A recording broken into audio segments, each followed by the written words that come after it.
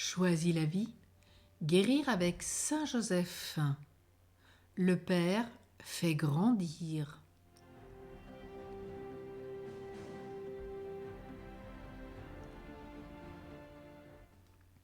Bien qu'il soit demandé à l'être humain, tant homme que femme, de dominer et de gouverner la création, ce que nous retrouvons au chapitre 1 et 2 de la Genèse, Dieu s'est adressé d'abord en tout premier à Adam. Immédiatement après la chute, Genèse 3 et les versets 17 à 19. Cela laisse penser que l'homme est, avant la femme, le gardien de la loi et le garant de l'autorité. Il rappelle les commandements de Dieu. Garder fidèlement la loi rejoint chez l'homme sa fonction sacerdotale. Nous rappelons que par la grâce baptismale, nous sommes prêtres, prophètes et rois. Bien sûr, un sacerdoce baptismal et non ministériel. Prophète et roi.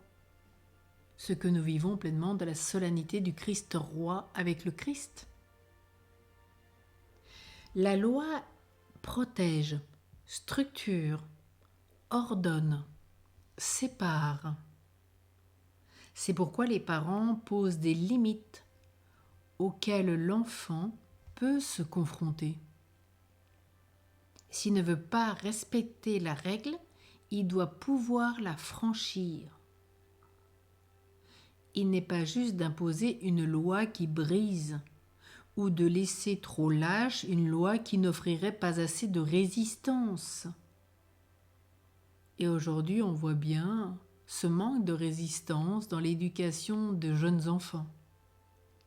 Le père doit veiller à la juste mesure des règles familiales.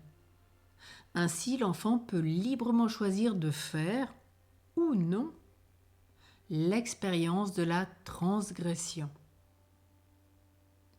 Eh bien, des fois, un papa dit « ne mets pas ton doigt sur une bougie » ou « ne pose pas les mains sur le four ». Tu risquerais de te brûler. Et l'enfant, va-t-il adhérer à cette réalité?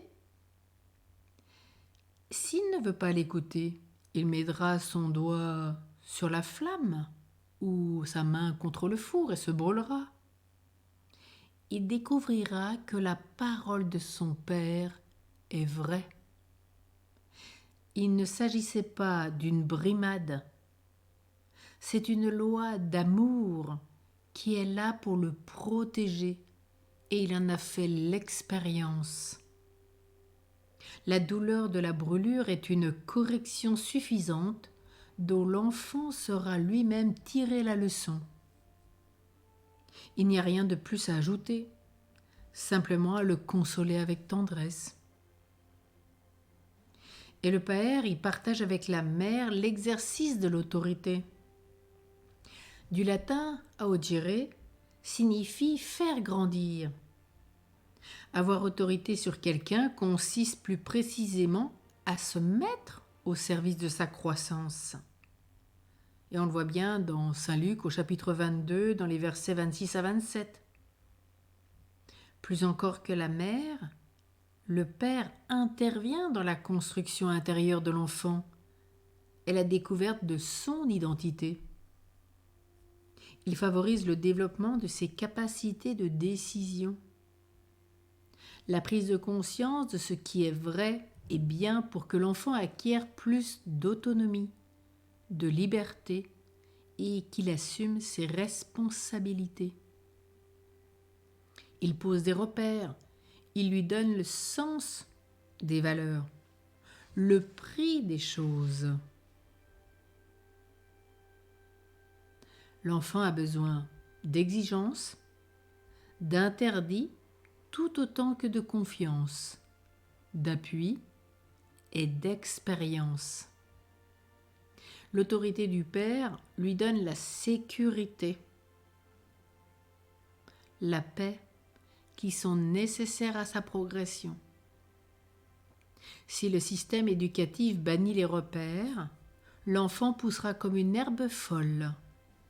Et nous pouvons bien méditer sur cela dans le Siracide, avec son cortège d'insécurité, de non-sens et de non-engagement. C'est pourquoi Saint Joseph, qui est le berger de la Sainte Famille, lui ne s'est arrogé aucun pouvoir. Il a exercé plutôt une autorité de service qu'il a enseignée à son fils Jésus. Servir plutôt qu'être servi et livrer sa vie. C'est ce que nous rappelle l'évangéliste Matthieu au chapitre 20, verset 28. Alors, pour tous les pères, puissions-nous prier Saint Joseph qui soit vraiment le berger de leur famille, qu'il ne s'arroge aucun pouvoir et qu'ils exercent avec autorité cette grâce du service, à l'image de Saint Joseph, qui a été le gardien de la Sainte Famille. Servir plutôt qu'être servi et livrer sa vie.